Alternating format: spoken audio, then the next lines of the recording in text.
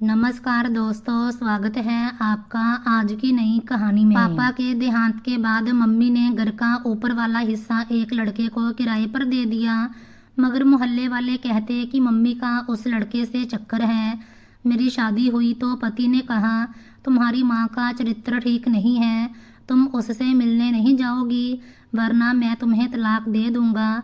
3 साल बाद मम्मी की याद आई तो पति से छुपकर मैं मम्मी से मिलने चली गई, मगर मम्मी का चेहरा उतर गया। वो अपने कपड़े ठीक करने लगी। पास बैठे आदमी को देखकर तो मेरे पैरों तले से जमीन निकल गई, क्योंकि मेरा नाम आयशा शर्मा था और मेरी जिंदगी की कहानी भी शायद उन लोगों से अलग थी जिनके बचपन में माँ बाप दोनों का साथ होता है। मैंने अपनी आंख खोलने के बाद कभी अपने पापा को नहीं देखा था। मेरी दुनिया सिर्फ मेरी मम्मी तक सीमित थी और उन्होंने ही मुझे पाला था। उन्होंने मेरे लिए माँ का भी किरदार निभाया और पिता का भी। मैंने बचपन से अपनी मम्मी को ही अपनी पूरी दुनिया समझा था, क्योंकि मेरे लिए उनके अलावा कोई और नहीं था। जब भी मैं अपनी मम्मी से अपने पापा के बारे में पूछती थी तो वो बस इतना कहती थी कि वो हमें छोड़कर चले गए हैं।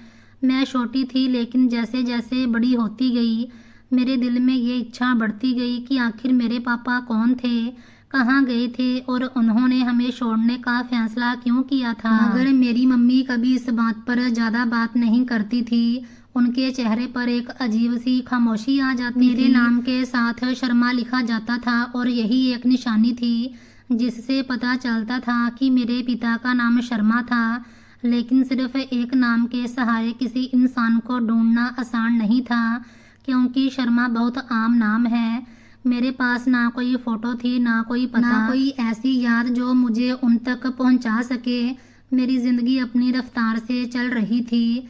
मैंने अपनी पढ़ाई पूरी की और अपनी ज़िंदगी के सपने देखने शुरू किए। मैं सोचती थी कि मैं आगे पढ़ूंगी, अपनी पहचान बनाऊंगी और अपनी मम्मी का सहारा बनूंगी। लेकिन जैसे ही मेरी पढ़ाई पूरी हुई, मम्मी ने मेरी शादी की बात शुरू कर दी। एक दिन अचानक उन्होंने बताया कि उन्होंने मेरे लिए एक रिश्ता देखा है और बात आगे बढ़ रही है।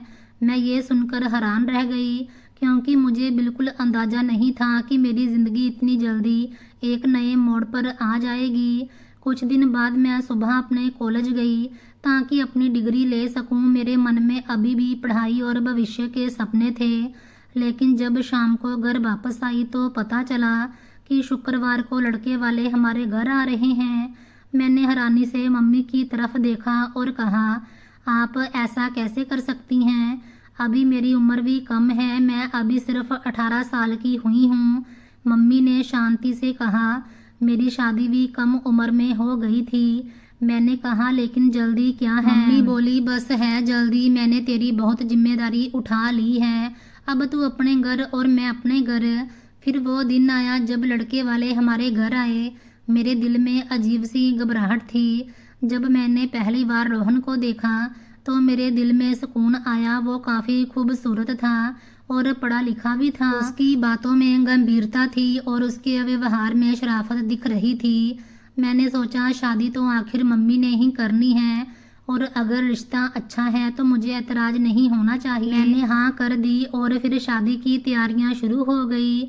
सब कुछ बहुत जल्दी हुआ। फिर वो दिन आया जब मेरी रोहन के साथ शादी हो गई। कुछ फेरों के साथ मेरी ज़िंदगी का रास्ता बदल गया। आज मेरी शादी की पहली रात थी। मैं अपने कमरे में बैठी थी। कमरे में अजीब सी खामोशी थी। मैं चुपचाप रोहन का इंतज़ार कर रही थी और सोच रही थी, क्या ये इंसान मेरी ज़िंदगी का वो साथी बनेगा जिसका सपना हर लड़की देखती है। सच कहते हैं कि जब तक इंसान किसी के साथ ज़िंदगी नहीं गुजारता तब तक उसे हकीकत का अंदाज़ा नहीं होता। मैंने भी यही गलती की थी। रोहन को पहली नज़र में देखकर मुझे लगा था कि शायद मेरी ज़िंदगी एक अच्छे इंसान के साथ गुजरेगी। लेकिन शादी की पहली रात जब रोहन मेरे कमरे में आया तो उसका व्यवहार देखकर मेरे सारे ख्याल बदल गए। वो कमरे में आते ही बैठा और फ़ोन पर गुस्से की बातें करने लगा। कह रहा था कि उसे बहुत जल्दी गुस्सा आ जाता है और गुस्से में वो कुछ भी कर सकता है। मुझे समझ आ गया कि वो सिर्फ मुझे डराना चाहता था। कुछ देर बाद उसने नसीहतें शुरू कर दी मेरी माँ की इज्जत करना तुम्हारी जिम्मेदारी है। अगर तुम साड़ी नहीं पहनती तो अब पहननी होगी। घर से बाहर जाने की इजाज़त मेरी मर्जी के बिना नहीं होगी और तुम वही करोगी जो मैं चाहूँगा। मैं चुपचाप सुनती रही।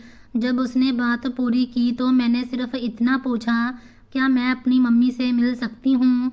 उसने कहा, हाँ मिल सकती हो, लेकिन मेरी मर्जी के बिना नहीं। उसकी इस एक बात ने मुझे अंदर तक खामोश कर दिया। इसी तरह मेरी नई जिंदगी शुरू हो गई। शुरू के कुछ दिन सास ने अच्छा व्यवहार किया, लेकिन धीरे धीरे उनका रवैया बदलने लगा। अब मुझे लगने लगा था कि वो मुझे घर की बहू नहीं बल्कि सिर्फ काम करने वाली समझने लगी हैं। सुबह से रात तक घर के काम खत्म होने का नाम नहीं लेते थे। मैं खाना बनाती, सफाई करती, बर्तन धोती। अगर कुछ पल के लिए बैठ जाती तो तुरंत नया काम सामने आ जाता। मैं पूरा दिन काम करते करते थक जाती थी, लेकिन फिर भी चुप रहती क्योंकि मैं नहीं चाहती थी कि मेरे घर वालों को मेरे बारे में कोई शिकायत मिले। सबसे ज़्यादा तकलीफ तब होती जब थकान के बाद पति के पास जाती और उम्मीद करती कि वो समझेगा, लेकिन वहाँ भी सुकून नहीं मिला। रोहन को मेरी थकान दिखाई नहीं देती थी। मेरा पति मेरी जिंदगी के हर मामले में अपनी मर्जी चलाना चाहता था। उसे लगता था कि शादी के बाद मेरी हर चीज पर उसका हक है। मेरे कपड़ों तक में दखल देता था। मेरे कई सूट उसने पहनने से मना कर दिए थे क्योंकि उनकी आस्तीनों के नीचे इनर नहीं लगा होता था। मैंने उसे समझाने की कोशिश की कि ऊपर से दुपट्टा होता है और मैं हमेशा अपनी इज्जत और मर्यादा का ख्याल रखती हूँ, लेकिन वो मेरी कोई बात सुनने के लिए तैयार नहीं होता था। उसके लिए बस उसका फैसला ही आखिरी फैसला होता था। वो घर में भी मेरे सर से दुपट्टा हटने नहीं देता था। मैं कई बार सोचती कि आखिर इतनी पाबंदियां क्यों हैं, लेकिन फिर चुप हो जाती थी क्योंकि मुझे शुरू से ही सिखाया गया था कि पति का घर संभालना होता है और हर बात पर बहस नहीं करनी चाहिए। सिर्फ कपड़ों और पर्दे तक की बात सीमित नहीं थी, बल्कि वो रोज़ मेरा मोबाइल भी चेक करता था। वो देखता था कि मैंने किससे बात की है, किसे मैसेज भेजा है और मेरे फ़ोन में क्या है। एक समय ऐसा आया कि उसने मेरा मोबाइल रिचार्ज करवाना ही बंद कर दिया। धीरे धीरे मेरे फ़ोन में कुछ भी नहीं बचा था, ना बैलेंस था, ना कोई सुविधा जिससे मैं अपनी मर्जी से किसी से बात कर सकूं। मम्मी भी अब पहले की तरह मुझे फ़ोन नहीं करती थी। शायद उन्हें लगता था कि मैं अपनी ज़िंदगी में व्यस्त हूँ, जहाँ शायद उन्हें अंदाज़ा नहीं था कि मैं किन हालात से गुजर रही हूँ। लेकिन मेरे दिल में अपनी मम्मी से बात करने की इच्छा हमेशा रहती थी। एक दिन मेरा दिल बहुत ज़्यादा तंग हो गया तो मैंने रोहन से कहा कि मुझे मम्मी से मिलने जाना है। उसने मेरी बात सुनकर ज़्यादा कुछ नहीं कहा और अगले दिन मुझे छोड़ आया। जाते हुए उसने कहा कि शाम 4 बजे आकर मुझे ले जाएगा। मुझे लगा कि आज शायद मुझे थोड़ा सुकून मिलेगा, लेकिन घर से निकलने से पहले ही मैं घर की जिम्मेदारियों से आज़ाद नहीं थी।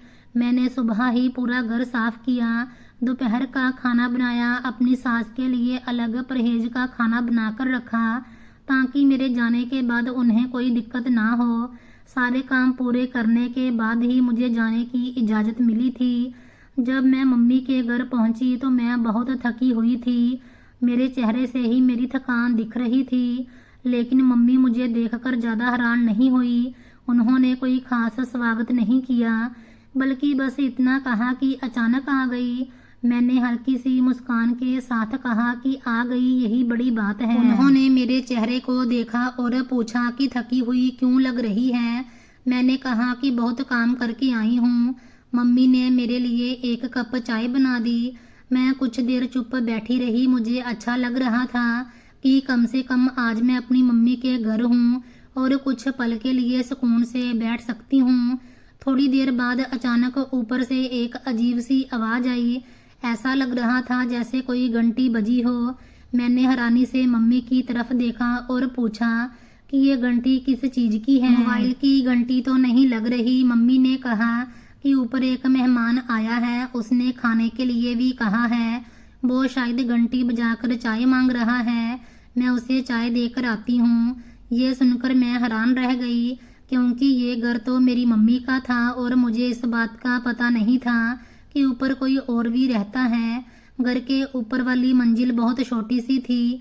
वहाँ सिर्फ एक कमरा था, एक बाथरूम था और एक छोटी सी जगह थी जिसे रसोई कहा जा सकता था। हम दोनों हमेशा नीचे ही रहती थी क्योंकि ऊपर गर्मियों में बहुत गर्मी होती थी और सर्दियों में बहुत सर्दी। मुझे हैरानी हुई कि मम्मी ने ऊपर वाला हिस्सा किराए पर दे दिया था। जब मम्मी वापस आई तो मैंने उनसे पूछा कि किसको किराए पर दिया है, क्या कोई परिवार है? मम्मी ने कहा नहीं, परिवार नहीं है, एक लड़का है जो कॉलेज में पढ़ाता है और मुझे नौकरी करने की ज़रूरत नहीं पड़ेगी क्योंकि इतने पैसों से मेरा गुजारा हो जाएगा। मैंने मम्मी से कहा कि आपको किसी परिवार को जगह देनी चाहिए थी क्योंकि ऊपर इतनी जगह भी नहीं है कि कोई आराम से रह सके। मम्मी बोली कि शुक्र करो ये भी किराए पर चली गई और खाने के पैसे अलग दे रहा है। खाना तो मैं अपने लिए भी बनाती हूँ, इसीलिए मुझे भी फ़ायदा हो रहा है। मैंने बस इतना कहा कि ठीक है। मैं जानती थी कि अब मैं मम्मी को ज़्यादा कुछ नहीं कह सकती थी क्योंकि उन्होंने मुझसे पूछे बिना खुद ही फैसला कर लिया था। 4 बजे के करीब मुझे पता था कि मेरा पति मुझे लेने के लिए आने वाला है।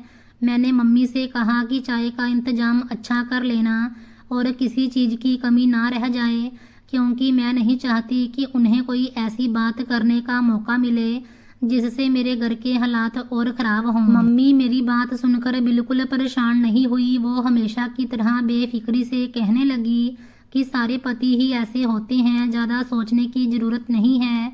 मैं चुप हो गई क्योंकि मैं जानती थी कि मम्मी को मेरी परेशानियों का अंदाज़ा नहीं था, जहाँ शायद वो समझना नहीं चाहती थी। मैंने बस यही सोचा कि आज सब कुछ ठीक रहे और रोहन खुशी से वापस चला जाए। कुछ देर बाद रोहन आ गया। मुझे लगा कि मम्मी ने चाय का अच्छा इंतजाम किया है तो शायद वो खुश हो जाएगा, लेकिन जैसे ही वो अंदर आया उसके चेहरे के भाव बदल गए। उसने मुझे देखते ही पूछा कि आपके घर में कौन लड़का आ रहा है? मैं उसके सवाल पर हैरान रह गई। मैं समझ नहीं पाई कि वो किसके बारे में बात कर रहा है। उसने सख्त लहजे में कहा कि तुम ऐसे क्यों बैठी हो, कहाँ है वो? मैंने हैरानी से पूछा कि कौन? तो वो कहने लगा कि मैंने देखा है, वो घर के अंदर दाखिल हुआ है छोटे दरवाजे से। उस वक्त मुझे अंदाजा हो गया कि शायद रोहन ने ऊपर जाने वाले उस लड़के को देख लिया है। मुझे समझ आ गया कि बात अब कहाँ जा रही है। इतने में मम्मी भी वहाँ आ गई और उन्होंने बताया कि ऊपर वाली जगह किराए पर दी हुई है और वो लड़का वहाँ रहता है। रोहन ने उस वक्त कोई बहस नहीं की। उसने बस इतना पूछा कि क्या वो नीचे भी आया था? मैंने कहा नहीं, वो नीचे नहीं आया। वो बैठ तो गया लेकिन उसने चाय भी ठीक से नहीं पी। उसके चेहरे पर नाराजगी साफ दिख रही थी। थोड़ी देर बाद वो मुझे लेकर वापस चल दिया। मुझे अंदाजा नहीं था कि असल बात अभी बाकी है। जैसे ही हम घर पहुंचे रोहन ने मुझे बातें सुनाना शुरू कर दी। उसके लहजे में गुस्सा था और हर शब्द में शिकायत थी। वो कहने लगा कि तुम्हारी मम्मी अभी तक जवान है और खूबसूरत भी हैं, उन्हें ऐसा नहीं करना चाहिए था। वो मेरी सास है और मैं उनका दामाद हूँ। कम से कम मुझसे पूछ तो लेती, लेकिन उन्होंने मुझे कोई अहमियत नहीं दी। मैं चुपचाप उसकी सारी बातें सुन रही थी क्योंकि मुझे खुद भी इस फैसले का पहले से पता नहीं था। उसने मुझसे पूछा क्या तुम्हें इस बारे में पता था? मैंने कहा कि नहीं, मुझे भी नहीं पता था, लेकिन मेरी बात सुनने के बावजूद उसने जैसे अपना फैसला पहले ही कर लिया था। उसने कहा कि मैं तुम्हें अब वहाँ नहीं भेजूंगा जहाँ ऊपर एक जवान लड़का रहता है। तुम्हारी मम्मी को तुम्हारी इज्जत और तुम्हारी सुरक्षा का ख्याल नहीं है, लेकिन मुझे तुम्हारा ख्याल है। मैं चुप खड़ी रही और मेरे दिल में कई सवाल पैदा होने लगे थे। मुझे समझ नहीं आ रही थी कि मेरी मम्मी के एक फैसले की सज़ा मुझे क्यों मिल रही है। मैंने ना कोई गलत काम किया था, ना मुझे इस बात का पता था, लेकिन फिर भी पाबंदियां मुझ पर लगाई जा रही थीं। फिर रोहन ने आखिरी बात कह दी कि अब तुम्हारा अपनी मम्मी के घर जाना बंद है। ये सुनकर मेरा दिल बहुत उदास हो गया क्योंकि वो घर यहाँ मेरी बचपन की यादें थीं, जहाँ मेरी मम्मी रहती थी, अब मेरे लिए बंद किया जा रहा था। मैं सोच रही थी कि शादी के बाद एक लड़की सिर्फ अपना घर ही नहीं बदलती, बल्कि कभी कभी उसकी पूरी दुनिया बदल जाती है और उसे हर फैसले के लिए दूसरों की इजाज़त का इंतजार करना पड़ता है। मम्मी ने भी गलती की थी और ये बात मैं खुद भी मानती थी, क्योंकि किसी अजनबी लड़के को घर की ऊपर वाली मंजिल किराए पर देने से पहले उन्हें कम से कम मुझे बताना चाहिए था। मुझे लगा कि शायद इसी वजह से मेरे पति की नाराज़गी कुछ हद तक सही है। मैंने दिल में सोचा था कि समय के साथ मैं रोहन को समझा लूँगी और उसे मना लूँगी कि वो मेरी मम्मी के बारे में इतना बुरा ना सोचे, लेकिन रोहन बिल्कुल भी मानने के लिए तैयार नहीं था। उसके दिल में जैसे एक बात बैठ गई थी और वो हर चीज़ को उसी नज़र से देख रहा था। उसने मम्मी का नंबर अपने मोबाइल में सेव कर रखा था। पहले तो मुझे इस बात का कोई ख़ास एहसास नहीं हुआ, लेकिन फिर धीरे धीरे मुझे पता चला कि वो मम्मी के लगाए हुए स्टेटस भी देखता रहता है। मेरी मम्मी का स्वभाव वैसे भी कुछ अजीब था। वो कभी कभी ऐसी चीज़ें पोस्ट कर देती थी जिनका मतलब शायद वो खुद भी नहीं सोचती थी। कभी वो लिख देती कि प्यार करने की कोई उम्र नहीं होती, और कभी 2 कप चाय की फ़ोटो लगा देती थी। मेरे लिए ये सब सिर्फ उनकी एक आदत थी, लेकिन रोहन इन बातों से भी मतलब निकालने लगा था। वो कहता था कि तुम्हारी मम्मी का उस लड़के के साथ चक्कर चल रहा है, वो ऐसी हरकतें कर रही हैं जो एक औरत को शोभा नहीं देती। तुम्हारी मम्मी का चरित्र ठीक नहीं है और मैं तुम्हें उससे मिलने नहीं दूंगा, क्योंकि मुझे तुम्हारी फिक्र है। उसकी बातें सुन सुनकर मेरा दिल दुख जाता था, क्योंकि वो मेरी मम्मी के बारे में ऐसी बातें कर रहा था जिन्हें सुनना मेरे लिए बहुत तकलीफ दे था। मुझे समझ नहीं आती थी कि रोहन इतना शक क्यों करता है। हर बात में शक करना, हर चीज़ का मतलब गलत निकालना उसकी आदत बनती जा रही थी। आखिर एक दिन मैंने अपनी मम्मी को फ़ोन किया। मेरे दिल में गुस्सा भी था और परेशानी भी। मैंने उनसे कहा कि आप ये सब क्या करती रहती हैं? आपको अंदाज़ा है कि आपकी इन पोस्टों की वजह से मेरे घर में क्या हो रहा है? मम्मी ने मेरी बात सुनकर बड़ी बेफिक्री से कहा कि अब मैं आज़ाद हूँ, मुझे कोई काम नहीं है। मैं फ्री होती हूँ तो बस मुझे जो चीज़ अच्छी लगती है वो मैं पोस्ट कर देती हूँ। इसका मतलब ये तो नहीं है कि मैं अपनी ज़िंदगी के बारे में लिख रही हूँ। मैं चुप हो गई, क्योंकि उनकी बात अपनी जगह सही थी कि हर लिखी हुई बात इंसान की अपनी ज़िंदगी की कहानी नहीं होती। लेकिन समस्या ये थी कि मेरे हालात ऐसे थे जहाँ हर छोटी बात बड़ी बन जाती थी। मुझे लगा कि मैं दोनों तरफ से अकेली हो गई हूँ। एक तरफ मेरा पति था जो हर बात में शक कर रहा था, और दूसरी तरफ मेरी मम्मी थी जो मेरी परेशानी को गंभीरता से नहीं ले रही थी। मैं सोच रही थी कि आखिर मैं किसको समझाऊं और किससे अपनी तकलीफ़ बताऊं, क्योंकि एक लड़की के लिए सबसे मुश्किल समय वो होता है जब वो अपने ही रिश्तों के बीच खुद को अकेला महसूस करने लगे। मेरा पति जब चाहता मेरी मम्मी के हवाले से मुझे ताने देने शुरू कर देता, और सबसे ज़्यादा तकलीफ़ मुझे इस बात की होती थी कि वो मुझे अपनी मम्मी से मिलने भी नहीं देता था। मैं कई बार सोचती थी कि अगर उसे वाकई मेरी फ़िक्र है तो वो मुझे मेरी मम्मी से दूर करने की बजाय मुझे समझाने की कोशिश करे, लेकिन वो हर बात को शक की नज़र से देखता था। हफ्ते महीने बीत गए और मैं अपने पति के घर में रहते हुए धीरे धीरे चुप होती जा रही थी। पहले मैं हर बात का जवाब देती थी, अपनी सफाई देती थी, उसे समझाने की कोशिश करती थी, लेकिन अब मुझे लगने लगा था कि मेरी कोई भी बात उसके दिल तक नहीं पहुंचती। अगर कभी मैं अपनी मम्मी का जिक्र कर देती तो उसके चेहरे के भाव बदल जाते थे। वो तुरंत कहता था कि मुझे पता है तुम्हारी मम्मी की हकीकत क्या है, तुम्हें भी उनकी तरह नहीं बनना चाहिए। ये शब्द मेरे दिल को चीर देते थे, क्योंकि मेरी मम्मी ने मुझे अकेले पाला था। उनकी बहुत सी कमियां थी, लेकिन उन्होंने मेरे लिए बहुत कुछ सहा था। कभी कभी मुझे अपनी मम्मी की याद बहुत सताती थी। दिल चाहता था कि मैं उनके पास जाऊं, उनके पास बैठूं, उनसे बातें करूं, अपने दिल का बोझ हल्का करूं, लेकिन रोहन की इजाज़त मेरे रास्ते में दीवार बनकर खड़ी हो जाती थी। मैंने कई बार हिम्मत करके कहा कि मम्मी अकेली हैं, मैं सिर्फ उनसे मिलना चाहती हूँ, आखिर वो मेरी मम्मी है। लेकिन वो हर बार यही कहता कि मुझे तुम्हारी मम्मी पर भरोसा नहीं है, मैं तुम्हें वहाँ नहीं भेज सकता। मैं चुप हो जाती थी, क्योंकि मुझे पता था कि बहस करने से हालात और ख़राब होंगे। रोहन का शक सिर्फ मेरी मम्मी तक सीमित नहीं रहा था, बल्कि धीरे धीरे वो मेरी हर बात में शक करने लगा था। अगर मैं किसी बात पर चुप रहती तो वो पूछता कि तुम क्या सोच रही हो। अगर मैं ज़्यादा बात करती तो कहता कि तुम्हें बहुत बोलने की आदत है। मुझे लगने लगा था कि मैं जिस भी तरह रहूँगी वो उसे गलत ही समझेगा। मेरी सास भी अब पहले जैसी नहीं रही थी। शुरू में जो औरत मुझे अपनी बेटी जैसा कहती थी, अब वो भी अक्सर मेरे कामों में कमी निकालती रहती थी। मैं सुबह से शाम तक घर के काम करती रहती थी, लेकिन फिर भी कभी ये एहसास नहीं हुआ कि कोई मेरी मेहनत को देख रहा है।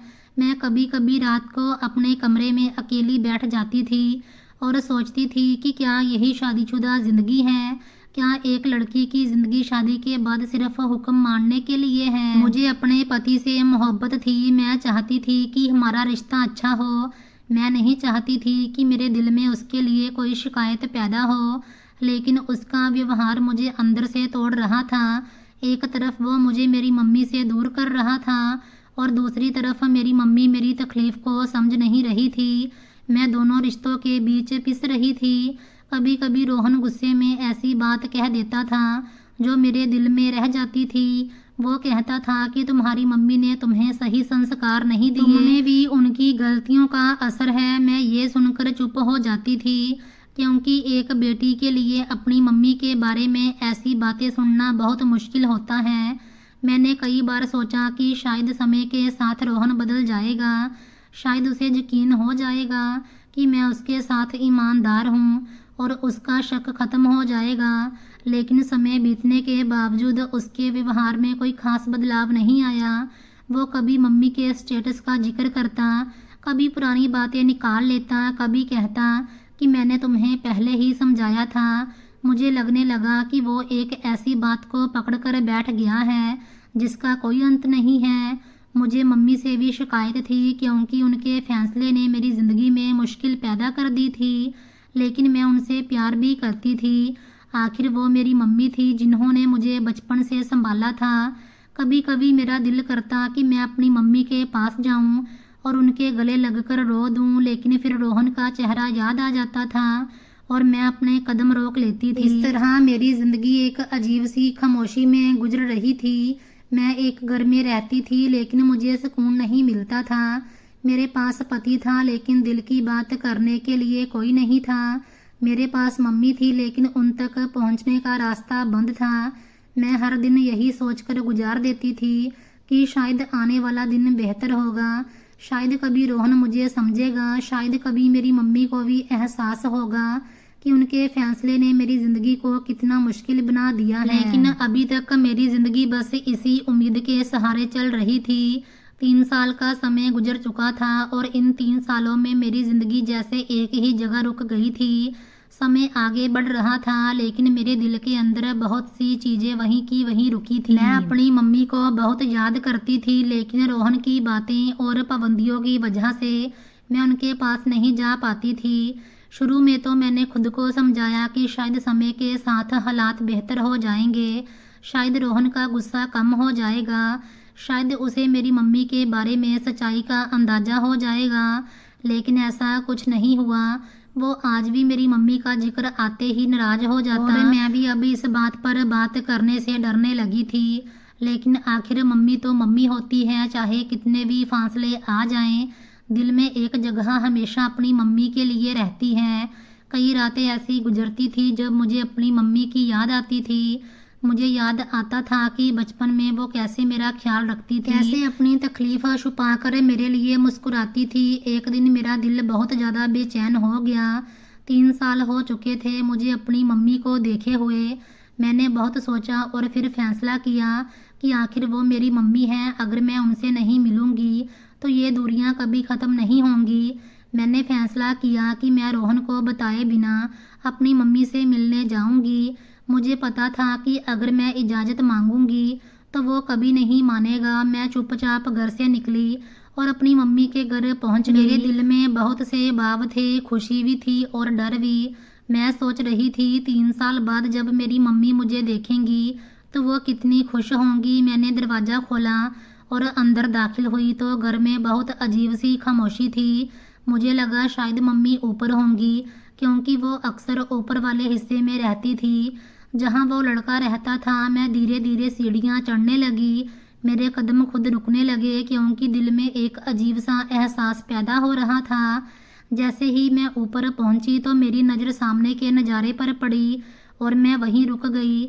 मेरी मम्मी कुर्सी पर बैठी थी और वही लड़का जिसकी वजह से मेरी ज़िंदगी में इतना हंगामा हुआ था, वो मम्मी की गोद में सिर रखे बैठा था। वो मेरी मम्मी थी और वो लड़का उनके साथ ऐसे बैठा था जैसे बरसों बाद कोई अपना इंसान वापस मिला हो। मेरी आंखें हैरानी से फैल गई। मुझे समझ नहीं आया कि मैं क्या देख रही हूँ। जिस लड़के के बारे में मेरे पति ने इतने सवाल उठाए थे, जिसकी वजह से मेरे और मेरी मम्मी के बीच में दूरियां आ गई थीं, वो मेरी मम्मी के इतना करीब क्यों था। मेरी मम्मी ने जैसे ही मुझे देखा तो उनके चेहरे का रंग बदल गया। वो एकदम घबरा गई। उनके चेहरे पर खुशी की बजाय डर आ गया। वो तुरंत सीधी होकर बैठ गई और वो लड़का भी हैरान होकर मुझे देखने लगा। कुछ पलों तक हम तीनों चुप रहे। मेरे दिल में बहुत से सवाल थे। मैंने अपनी मम्मी की तरफ देखा और कहा, मम्मी ये सब क्या है, ये कौन है, आपने मुझसे ये बात क्यों छुपाई। मेरी आवाज़ में दुख भी था और गुस्सा भी। मैंने कहा, 3 साल तक मैं आपसे दूर रही। मेरे पति ने आपके बारे में कितनी बातें की, मैंने आपके लिए कितनी परेशानियां सहन की और आपने मुझे कभी नहीं बताया कि ये लड़का कौन है। मेरी मम्मी की आंखों में आंसू आ गए। वो कुछ देर चुप रही, जैसे बरसों से छुपाया हुआ राज बोलने की हिम्मत जुटा रही। फिर उन्होंने कहा, ये तेरा भाई है आयशा। ये सुनकर जैसे मेरे पैरों के नीचे से जमीन निकल गई। मैं हैरान रह गई। मैंने अविश्वास से उस लड़के की तरफ देखा, फिर अपनी मम्मी की तरफ। मेरे मुंह से सिर्फ इतना निकला, मेरा भाई। मम्मी रोने लगी और कहने लगी, हाँ ये तेरा भाई है। मैंने तुमसे ये सच्चाई छुपाई क्योंकि मैं जानती थी अगर तुझे मेरे अतीत का पता चलेगा तो शायद तू मुझसे नफरत करने लगेगी। मैं चुप खड़ी थी। मेरे लिए ये सब स्वीकार करना आसान नहीं था। मेरी मम्मी ने अपनी ज़िंदगी का वो पन्ना खोलना शुरू किया जिसके बारे में मैं कुछ नहीं जानती थी। उन्होंने बताया कि पहले वो ऐसी नहीं थी जैसी आज है। उनसे बहुत गलतियां हुई। उनके अपने पति के साथ अक्सर लड़ाइयाँ होती थी। गुस्सा और जिद उनकी ज़िंदगी का हिस्सा बन गए थे। एक दिन हालात इतने खराब हुए कि वो अपना घर छोड़कर चली गई। उस समय उन्हें पता नहीं था कि उनके अंदर एक नई ज़िंदगी पल रही है। जब उन्हें पता चला कि वो माँ बनने वाली है तो बहुत देर हो चुकी थी। मैं उनके पेट में थी लेकिन उनका बेटा उनके पीछे रह गया था। वो रोते हुए कहने लगी, मैंने बहुत बड़ी गलती की थी। मैं एक बेटे को पीछे छोड़ आई थी और फिर पूरी ज़िंदगी इस गलती का बोझ उठाती रही। मैंने तेरे बारे में सब कुछ बताया लेकिन उसके बारे में कभी बात नहीं की क्योंकि मुझे शर्म आती थी। मुझे डर था कि मेरी बेटी मुझे कभी माफ़ नहीं करेगी। मैं चुपचाप अपनी मम्मी को देख रही थी। आज पहली बार मुझे एहसास हो रहा था कि हर इंसान के अंदर एक ऐसी कहानी होती है जिसका दूसरों को अंदाज़ा नहीं होता। मेरी मम्मी ने बताया कि जब उनके पति दुनिया से चले गए तो उनका बेटा उन्हें ढूंढते हुए उन तक पहुंचा। सालों की दूरी के बावजूद उसने अपनी मम्मी को स्वीकार किया और उनके बीच दोबारा रिश्ता बन गया। उन्होंने कहा, ये मेरा बेटा है, ये मुझे ढूंढते हुए आया था और मैंने इसे अपनी ज़िंदगी में वापस ले लिया। मैं अपने भाई को देख रही थी जिसे मैं 3 साल तक अजनबी समझती रही थी। मेरे दिल में बहुत से भाव एक साथ आ गए थे। दुख भी था कि मेरी मम्मी ने इतना बड़ा राज मुझसे छुपाया, लेकिन साथ ही यह एहसास भी था कि शायद मेरी मम्मी के दिल में भी बरसों से एक दर्द छुपा हुआ था। उस दिन मुझे पहली बार समझ आया कि कभी कभी इंसान दूसरों के बारे में फैसला बहुत जल्दी कर लेता है जबकि सच्चाई बहुत अलग होती है। कुछ दिन बाद मैंने फैसला किया कि अब मुझे रोहन को भी सच्चाई बतानी होगी क्योंकि इतने सालों से वो मेरी मम्मी के बारे में गलत सोच रखता था और मैं चुप रहकर सब कुछ सहन करती रही। मुझे पता था कि अगर मैंने उसे ना बताया तो शायद उसके दिल में हमेशा मेरी मम्मी के लिए गलत फहमियाँ रहेंगी। जब मैं घर आई तो रोहन हमेशा की तरह अपने काम में व्यस्त था। मैं कुछ देर चुप बैठी रही और फिर मैंने उससे कहा, मुझे आपसे एक ज़रूरी बात करनी है। वो मेरी तरफ देखने लगा और पूछने लगा, क्या बात है। मैंने उसे अपनी मम्मी के घर जाने का पूरा वाक़या बताया। मैंने बताया कि जिस लड़के को आप इतने सालों से गलत समझते रहे हो वो कोई अजनबी नहीं बल्कि मेरा भाई है। रोहन कुछ पलों तक चुप रहा, शायद उसे यकीन नहीं आ रहा था। मैंने उसे बताया कि वो लड़का मेरी मम्मी का बेटा है जो बरसों बाद अपनी मम्मी को ढूंढते हुए आया था। वो अपनी मम्मी से मिलना चाहता था। मेरी मम्मी ने भी उसे स्वीकार कर लिया था। रोहन के पास इस बार कोई जवाब नहीं था। वो पहली बार चुप था। जिस इंसान ने मेरी मम्मी के बारे में इतने इल्जाम लगाए थे आज वो खुद सोचने पर मजबूर था कि शायद उसने सच्चाई जाने बिना सब कुछ कह दिया था। मैंने उससे कहा, आपने हमेशा मेरी मम्मी को गलत समझा, आपने हर बात का एक गलत मतलब निकाला, लेकिन आपने कभी ये नहीं सोचा कि असल सच्चाई क्या हो सकती है। उस दिन के बाद रोहन के व्यवहार में धीरे धीरे बदलाव आने लगा। वो पहले की तरह हर बात पर गुस्सा नहीं करता था। अब अगर मैं अपनी मम्मी का जिक्र करती तो वो तुरंत नाराज नहीं होता था। उसे पता चल चुका था कि मैं अकेली नहीं हूँ। अब उसे पता था कि मेरा एक भाई भी है जो मेरे लिए खड़ा हो सकता है। मेरा भाई भी मुझसे मिलने आने लगा था। वो मेरे साथ बहुत प्यार से पेश आता था। उसे हमेशा अफसोस रहता था कि हम दोनों भाई बहन ने एक दूसरे के बिना जिंदगी गुजार दी। वो कहता था अगर हालात अलग होते तो शायद बचपन से हम एक दूसरे के साथ होते, लेकिन समय ने हमें अलग कर दिया। मुझे भी अपने भाई के साथ एक अजीब सा रिश्ता महसूस होने लगा था। ऐसा लगता था जैसे मैंने अपनी जिंदगी का एक खोया हुआ हिस्सा वापस पा लिया हो।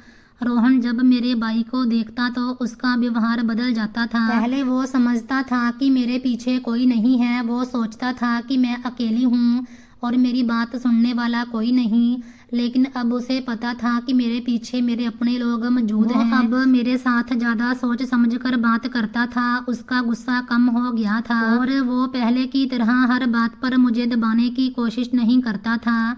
मुझे भी यह एहसास हुआ कि कभी कभी इंसान की चुप्पी को लोग कमजोरी समझ लेते हैं। मैंने अपनी पूरी जिंदगी प्यार और रिश्ते निभाने में गुजार दी। मैंने कभी किसी से लड़ने की कोशिश नहीं की, लेकिन इसका मतलब ये नहीं था कि मैं अकेली थी या मेरा कोई सहारा नहीं था। मेरी मम्मी की गलतियाँ अपनी जगह थी। उनके अतीत में बहुत से ऐसे फैसले थे जिन्होंने सबकी ज़िंदगी बदल दी थी, लेकिन वो भी एक इंसान थी जिन्होंने अपनी गलतियों के साथ ज़िंदगी गुजारी और आखिरकार अपने बेटे को दोबारा स्वीकार किया।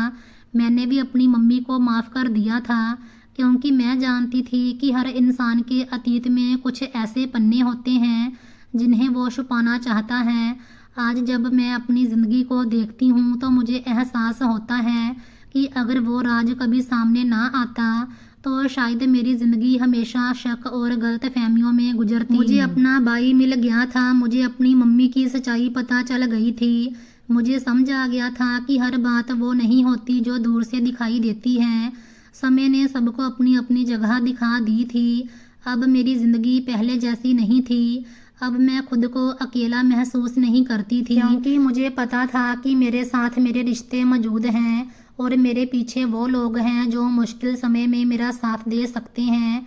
और शायद यही ज़िंदगी का सबसे बड़ा सबक था कि किसी इंसान के बारे में फ़ैसला करने से पहले उसकी पूरी कहानी जाननी चाहिए। तो दोस्तों, ये थी आज की कहानी। आपकी इस कहानी के बारे में क्या राय है कमेंट बॉक्स में ज़रूर बताना। अगर आप इस चैनल पर नए हैं तो प्लीज़ चैनल को सब्सक्राइब ज़रूर करना।